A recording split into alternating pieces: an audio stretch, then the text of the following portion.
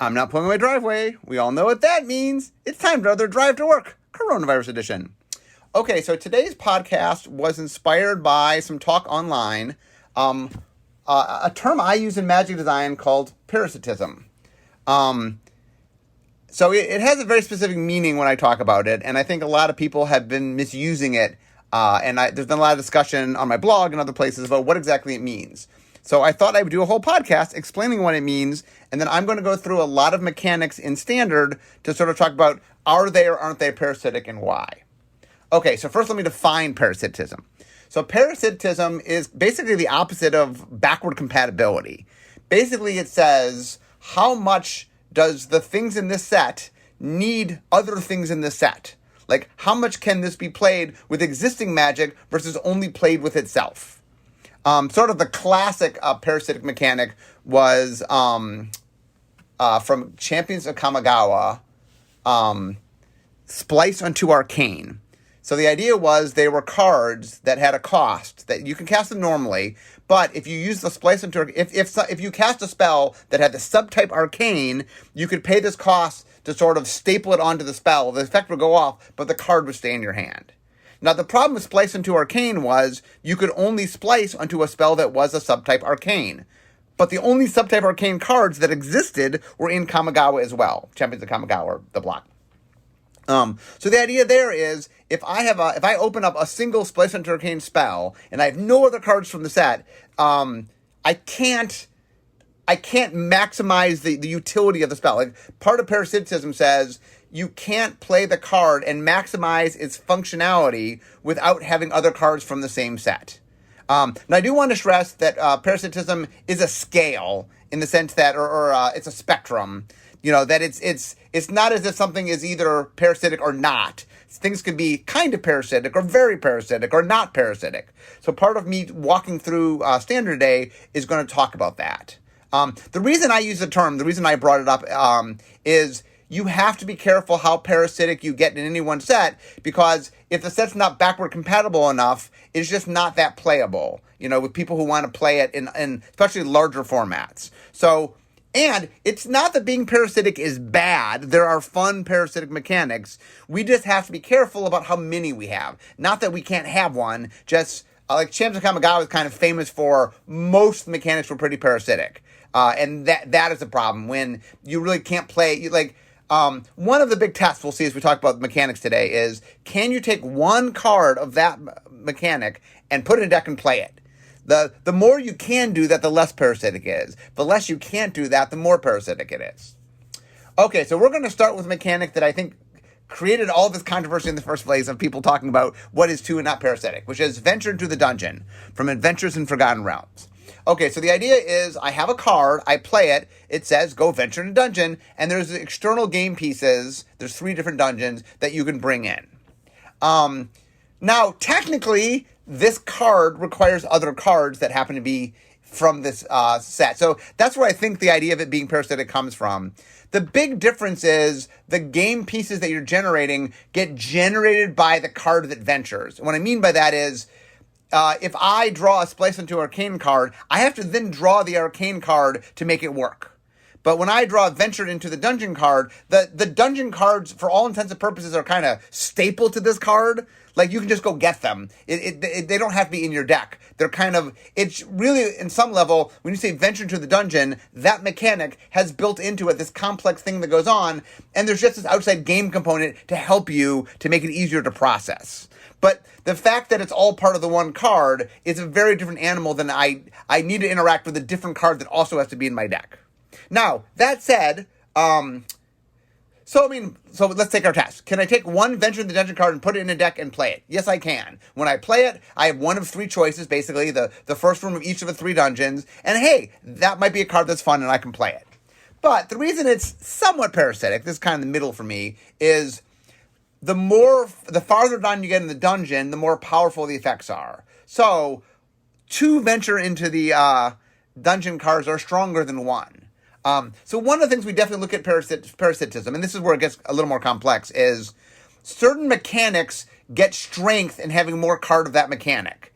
And that makes the card somewhat parasitic in that you need to have more of that mechanic to maximize the strength of the card. Not maximize its utility. It works. If I play one Venture in the Dungeon card, it's not that I don't get full range of what that one card does. But the reason there's some parasitism to it is to maximize the meta strength of the card, of the mechanic. It does encourage you to play more. Now, the funny thing is, there's another term that I use, which is linear and modular. Linear says the card gets you playing other cards like it, and or other cards in particular, and modular says it just works in a vacuum. A lot of what people confuse is when things are linear as when they are parasitic. Things that are linear and those linear things that it cares about only exist in the set, yes, those are also parasitic. But when you're linear and the things you care about pre-exist in Magic, then it's not parasitic. A good example of that would be the party mechanic from Zendikar Rising. So the party mechanic says, hey, I want to have warriors and wizards and clerics and rogues. Well, Magic has 28 years worth. I mean, Alpha includes all of those. And there's been many since, or I don't know if rogues was an alpha, but wizards and warriors and clerics were an alpha. And anyway, we've made a lot of rogues. We made a lot of all four of those. So when you say, oh, I want to play my party thing, if I have a single party card and I have no other cards from Zendikar Rising, I could go make a potent party deck. Or I can make a deck that can maximize that party card. Now, party has a little bit like Venture in that it's linear in that it pushes you to want to play certain things. So once I'm playing one party card, hey, there's incentive to play more party cards. So the mechanic is a little bit of parasitism to it in that, hey, party cards beget other party cards. But the reason that it's less parasitic than, say, Venture into the Dungeon is there are a lot of things pre-existing in Magic, for example, that care about those creature types. Most of them care about a particular one rather than a combination of them. But it is much easier to take one party card, play it, and have it work in a deck. But once again, like I said, I think Zendikar Rising is a little bit parasitic, party is. Not as much as Venture, and not as much as other stuff we'll talk about. But it's a little bit because, right, once my deck can play party, there is some encouragement to want to play more party cards. There's some synergy between the mechanics that will do that. Okay, so let's take another mechanic that sort of falls squarely there. Ikoria had Mutate. So Mutate, basically the idea of Mutate is when you put it on a card, it just combines that card and this card together. Now the reason, not in a vacuum, if that's all Mutate did, it wouldn't be very parasitic because you can just play one Mutate card and mutate one thing. The reason that Mutate cards sort of get somewhat parasitic is that a lot of the Mutate cards want you to mutate, that they have mutate triggers. So the more times you mutate it, the more powerful it becomes. So this is a lot like Venture in that regard, in that there is some, for example, let's see. Let me give you an example of a mutate card. So what's a good example? Okay, so Essence Symbiote, 1 green for 2/2 beast. Whenever a creature you control mutates, put a +1 counter on that creature and you gain 2 life. So for example, well, actually, that card doesn't care about you mutating with this card, mutating with other cards. But the mutate mechanic, the one thing it definitely does is, there are a lot of mutate triggers, so that encourages you. But also, there's a lot of inherent synergy that can happen. So you can play a single mutate in a card. Mutate will work. I mean, it's not totally parasitic in the fact that mutate can work. Okay, let me talk a little bit as we bring up mutate. Let me bring that up. Actually, I realize that Essence Symbiote brings up a different issue that gets intertwined with this. Just because a mechanic has individual cards that encourage you to play more of that mechanic, that doesn't inherently make the mechanic parasitic. Let's talk about cycling. Cycling shows up in Ikoria as well. Cycling is a mechanic where you pay 2 mana and can discard a card in your hand to draw a card. You can put a cycling card in any deck. Any deck can use cycling, right? Cycling, having one card with cycling is easy to use. It's a very non-parasitic mechanic. But we make cards that care about cycling. You know what I'm saying? I mean, probably the most famous one, this wasn't in standard, but like Astral Slide is something that flickers things whenever you cycle a card. The whole decks have been built around it. Lightning Rift was another one that did direct damage. we've made cards that the entire deck archetypes have been built around. But just because you have a card that makes something super linear doesn't inherently mean, or a card that says, hey, maybe you want to play a lot of things together. Like Adventure is another good one. So like Adventure was a mechanic in Throne of Eldraine. And so the Innkeeper is whenever you cast a creature spell that has Adventure, draw a card. So Adventure are cards that goes on creatures. There are spells you can cast. When you cast the spell, you exile the creature, and then you can cast the creature from exile. So a bunch of people are like, oh, Adventure, well, that's very parasitic. Look at Edgewall Innkeeper. But the issue of Edgewall Innkeeper is that card is parasitic. And look, that card is strong. So yes, there are Adventure decks. But that doesn't mean that Adventure, the mechanic, is parasitic. You can just play a single Adventure card just fine. It's not something that you... Like, when you're looking at something that's parasitic or not, the one thing you really want to look at is, does this beget other cards like it? Does it require other cards like it? So, like, Bone Crusher Giant. 2 in a red, 4/3 giant. Whenever Bone Crusher Giant becomes the target of a spell, Bone Crusher Giant deals 2 damage to that spell's controller, and then it's Stomp 1R instant. Damage can't be prevented this turn. It deals 2 damage to any target. Bone Crusher Giant saw a lot of play in decks that didn't care about adventures, that didn't have other adventures. Like, it's a good adventure card. And that's a good example where adventures is not particularly parasitic. You can just have one adventure card, and a strong adventure card, and work in your deck.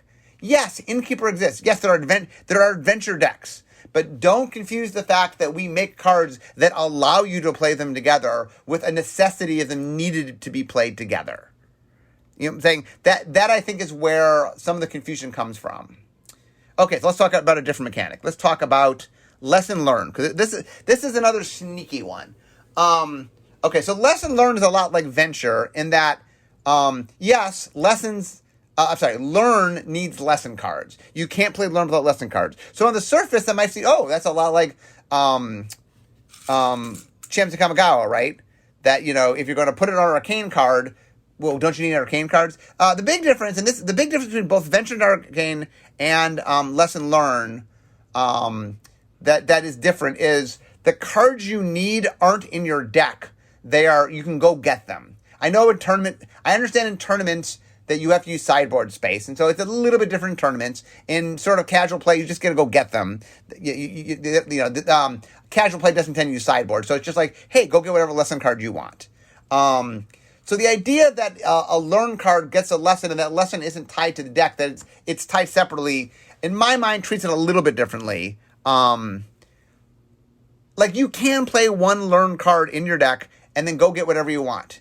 I understand in tournaments, because you have to dedicate sideboard space to them, once you play one learn card, it encourages you to play more learn cards. So in tournament setting, yes, there definitely is some pressure. Like I said, like with venturing into the dungeon, there's a little bit of pressure to say, oh, well, once I'm committed to playing one, I have incentive to play more. And that is true. So, I mean, Lesson Learned's a little tricky because that is true in tournaments with sideboards where that pressure isn't true outside. There is a little bit of, I go through the trouble of getting all the lesson cards and I have them, and there's logistics of having them. So, hey, as long as I'm doing that, maybe I want to have more cards that care. So there's a little bit of logistical pressure to maybe play more of them. But the big thing is lesson learned is, as far as how parasitic it is not as parasitic as other things can be. I mean, there's some parasitism to it. Once again, it's a scale. Okay, let's dive into some other mechanics. So let's talk about Constellation. So Constellation would be very parasitic if... So for those that don't know, Constellation is a trigger that says whenever you play an enchantment, something happens. It's an ability word. And so, if enchantments didn't exist, if this was the very first set, if Theros Beyond Death was the very first set that ever had enchantments, then yes, that would be a parasitic card. But it's not. Magic has 28 years worth of enchantments. There are thousands of enchantments. There are a lot of enchantments. So when I say, oh, I got a single Constellation card, hey, there's a lot I can do with it. Now, I do understand that Constellation, like some other things, so I've been saying how something like Party, once you set your deck up for Party, well, maybe you want to play more Party cards because it's encouraging you to play Party. The reason Constellation's a little bit different than that is enchantment mattering exists. We've made a lot of other cards that care about enchantments. In fact, Constellation isn't even for the first time in this deck. Oh, let me talk about that in a second. But Constellation is returning in Theros Beyond Death. So it's not even the first time Constellation exists. And there are other ways to have enchantment. So you could have one Constellation card and other cards that care about enchantments because we've cared about enchantments over time. So that one of the things to look at is when it begets you to play things, are the things that's begetting you to play something that is inherently there or not, right? Like enchantment mattering is broad enough that we've done that in other places. So even if you only have one Constellation card, you could use it along with other things from the past to make a deck that encourages you to have lots of enchantments. Like even Alpha had a creature that drew you a card when you played enchantment. So like enchantment mattering goes all the way back to the very beginning of the game. Okay, but I do want to bring something up with Constellation, which is the returning of a parasitic mechanic. So my example of a popular parasitic mechanic is Slivers. So Slivers first showed up in Tempest. They're cards that say they grant all other slivers an ability. There was one artifact sliver in Tempest that didn't. Story-wise, it wasn't a real sliver. It was Volrath had made a sliver to spy on the other slivers. That's why, by the way, it didn't grant anything. It just watched them. But anyway, barring a few weirdos like that one card, slivers have a mechanic that care about other slivers. There's not a lot of reason to make to put one sliver in a deck and not have more slivers. Like one sliver. I mean, I'm not saying you would never do it, but it is slivers really beget other slivers. They're very, very linear. And when they first came out in Tempest block, that was the only place you could get them. They were super parasitic. Now they were a lot of fun. People really enjoyed slivers. People liked them. Now, the interesting thing is, in Legions, we brought slivers back. And then in Time Spiral, we brought them back again. Like, and in Modern Horizons 1, we brought them back. Like, slivers have shown up numerous times. And interesting, every time you bring back a mechanic, it gets less parasitic. In fact, I would argue the second you bring it back the second time, it's not at all parasitic because there exists ones from before.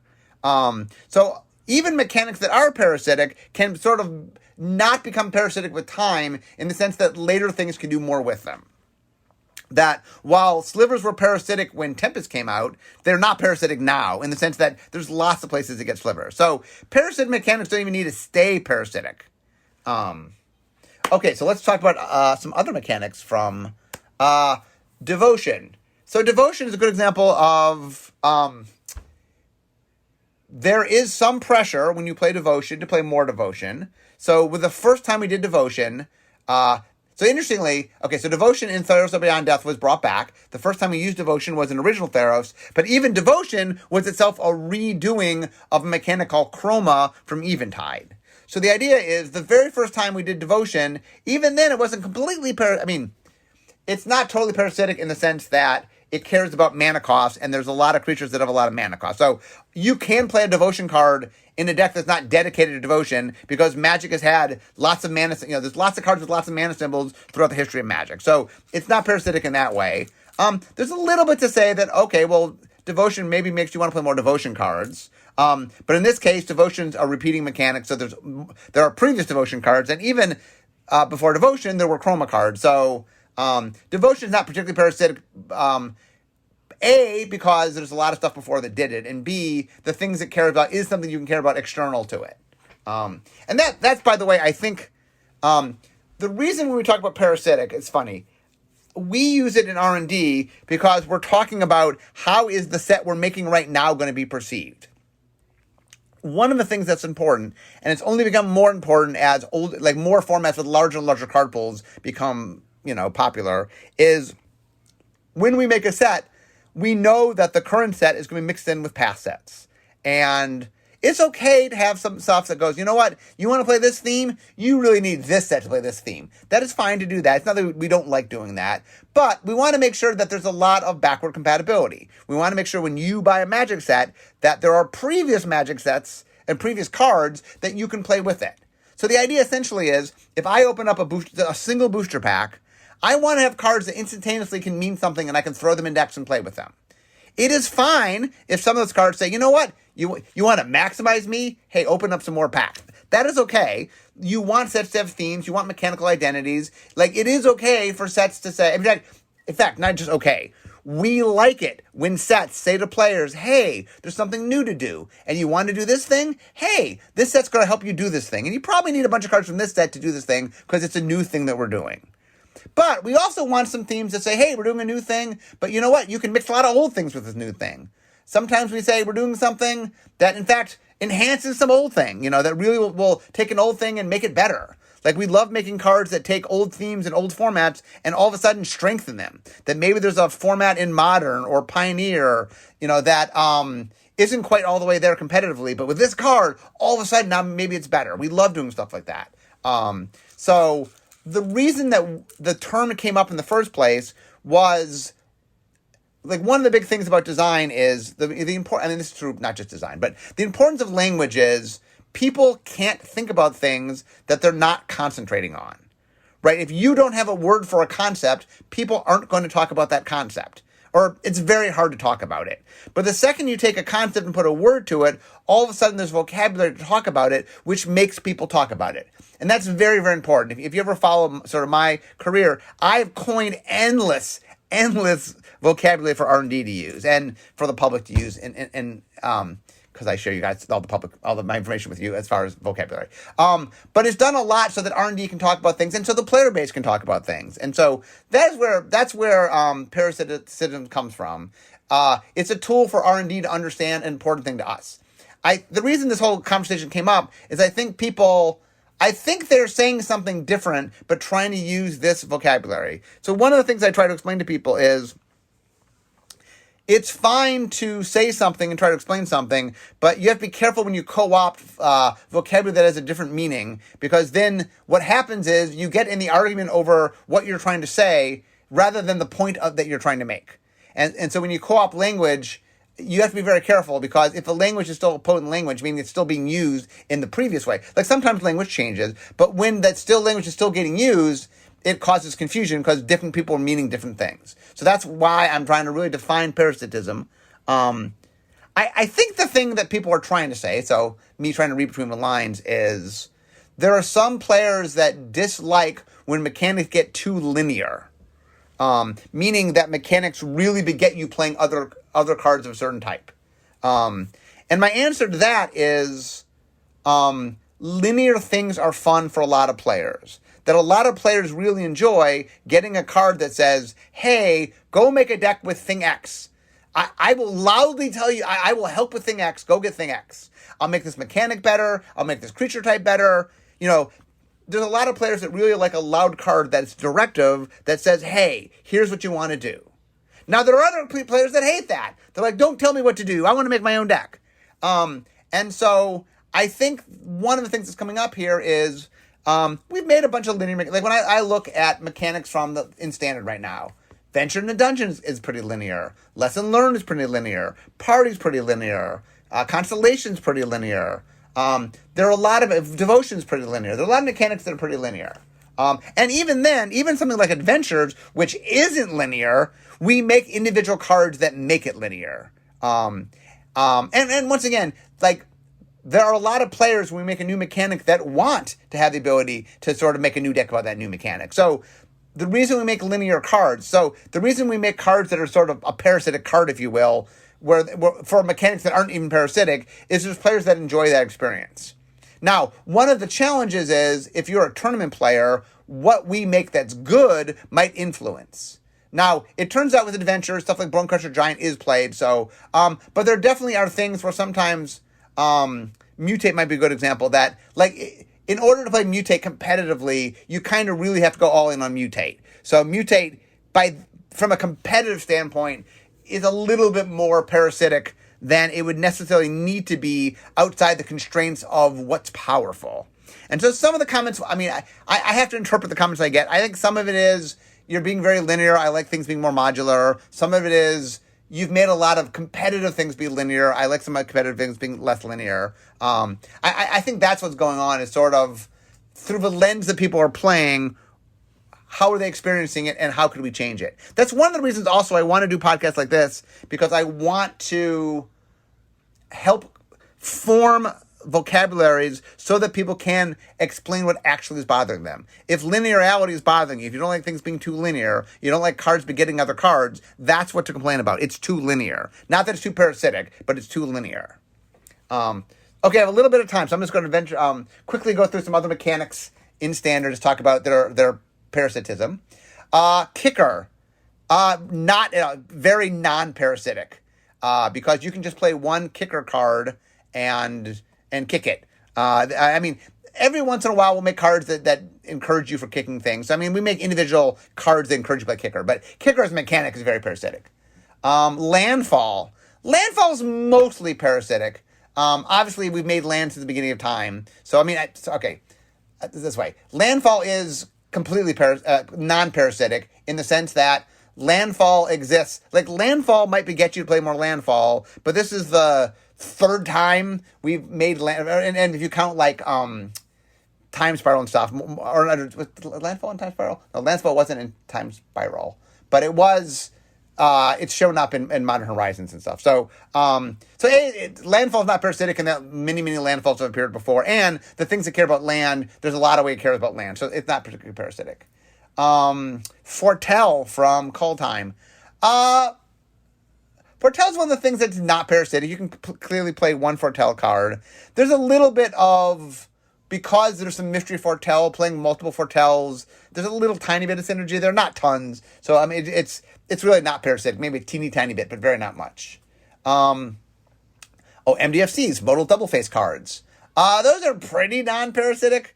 In fact, one of the problems, I used it as a means to tie the year together, and one of the problems we had with that was it really wasn't remotely linear, right? Having one MDFC didn't make you need to play another MDFC. So the fact that we did different things with different MDFCs actually wasn't as mechanically cohesive as it could have been. So ironically, the lack of linearity, probably part of me putting it across the year was to give some cohesion, and it would have more cohesion if I picked something that was linear, more linear, or linear. I don't think it's particularly linear. Companion. So Companion is mechanics from Ikoria. Companion, I mean, it's not parasitic in that Companion doesn't beget more Companion, nor does it beget anything inherent from the set. It's just saying, here's a strategy, you have to build your deck around it. Most of those, or if not all of them, are things that you can just, like, if I open one Companion and no other cards from Ikoria, I can build a deck just fine with the Companion. Normal Magic cards prior to Ikoria can meet the needs of that just fine. Escape. Escape is not super parasitic. You can play just one escape card. It works just fine. Escape has the same thing where... Escape... here's something interesting. Escape has sort of a negative parasitism, too, if you will. Dredge is another mechanic that does this. Sometimes you make mechanics that use the same resource. In both cases, both Escape and Dredge, is using cards in the graveyard as a resource. So you don't want too many of the mechanic. Like, having an Escape card might make you play less Escape cards because... and the same with Dredge, that because you're using it as a resource, too many cards using the same resource will fight each other. So it's also possible mechanics push you away from playing other mechanics. That is possible as well. Adamant, which is in Throne of Eldraine. So Adamant rewards you for paying for a cost with a lot of 3 or more of the same color mana. Non-parasitic, you easily can do that. Magic can support it. There's a little bit tiny pressure that Adamant may make you play other Adamant cards, but not a huge pressure, so it's pretty non-parasitic. Boast. So Boast is from Kaldheim. When you attack, it's an ability you can only use when you're attacking and only once. Very non-parasitic. You attack in games. That's a very common thing. They're on creatures that can attack. And a Boast card doesn't even really beget lots of Boast cards. I mean, and there are individual cards that might make you want to do that, but as the mechanic doesn't inherently. So hopefully what you'll see today is that I want a better understanding. The reason that I create vocabulary is so people can talk about it. I want people to talk about it when things are parasitic and people don't like that. I want people to say, hey, this is too parasitic, if that's a problem for them. But I want to make sure that the reason I'm doing this podcast is give you the proper vocabulary so you're using it correctly, right? So that you are actually saying what you mean and not trying to... And so the important takeaway here is I think the biggest complaint that people are having where they're using the term parasitic is they need linear. You're worried that things are too linear, that cards are too much begetting us playing other cards. That's a fine complaint if you want to make it, but that is the complaint I think people are making, is they would like us to do less linear things, or maybe less linear things at a constructed level. I think is the complaint that's going on. Or people are being curmudgeonly. I don't know. But I think that is the core of what people are complaining about, which spawned this whole podcast. But anyway, I hope you guys found it interesting. I like diving deep into small incremental things, and I love diving into language. And so I hope today sort of gave you a better idea of what parasitism is, kind of what the spectrum of parasitism is, and what it means to us and why we care within design about it. Anyway, I can see my desk, so we all know what that means. This is the end of my drive to work. So instead of talking magic, it's time for me to be making magic. See you guys next time. Bye-bye.